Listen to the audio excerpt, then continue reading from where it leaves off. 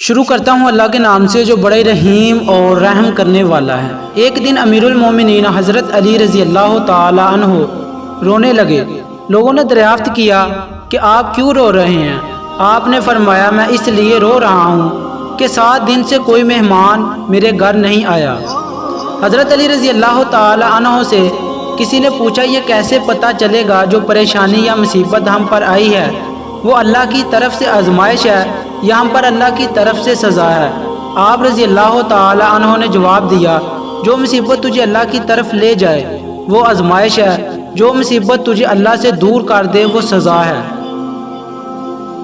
بات تمیز سے اور اعتراض دلیل سے کرو، کیونکہ زبان تو حیوانوں میں بھی ہوتی ہے مگر وہ علم اور سلیقے سے محروم ہوتے ہیں۔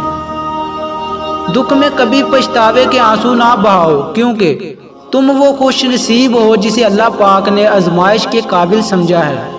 اس خدا سے ڈرتے رہو جس کی صفت یہ ہے کہ اگر تم بات کرو تو وہ سنتا ہے، اگر دل میں رکھو تو وہ جانتا ہے۔ 3 چیزوں میں شرم نہیں کی جاتی۔ کوئی مہمان آ جائے، آپ کے پاس پیسے نہ ہو تو قرضہ لے کر خوب خدمت کریں۔ اپنے ماں باپ اور اپنے استاد کے ادب میں کھڑے ہونا، اس میں آپ کی ہی عزت ہے۔ اپنا حق مانگنا بھلے ہی وہ کم کیوں نہ ہو۔ زندگی کے 3 اصول بنا لو، اس سے ضرور معافی مانگو جسے تم چاہتے ہو، اسے کبھی مت چھوڑنا جو تمہیں چاہتا ہے، اس سے کبھی کچھ نہ چھپاؤ جو تم پر اعتبار کرتا ہے۔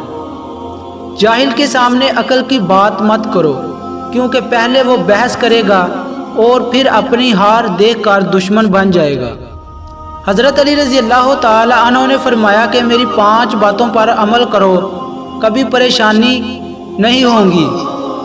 سب سے پہلی بات کہ کسی شخص کو سوائے گناہوں کے اور کسی چیز سے نہیں ڈرنا چاہیے۔ دوسری بات کہ خدا کے سوا کسی سے امید نہیں رکھنی چاہیے۔ تیسری بات کہ جو شخص کوئی چیز نہ جانتا ہو اسے سیکھنے میں کوئی شرم نہ کرے۔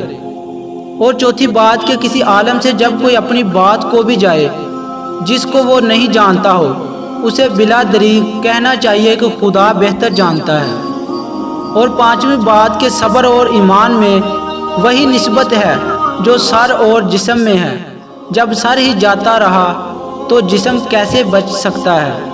مزید اچھی ویڈیو دیکھنے کے لیے ہماری YouTube چینل کو سبسکرائب کریں اور بیل نوٹیفیکیشن کو آن کر دیں تاکہ ہر نیو ویڈیو آپ تک آسانی سے پہنچ سکے۔ Thanks for watching. اللہ حافظ۔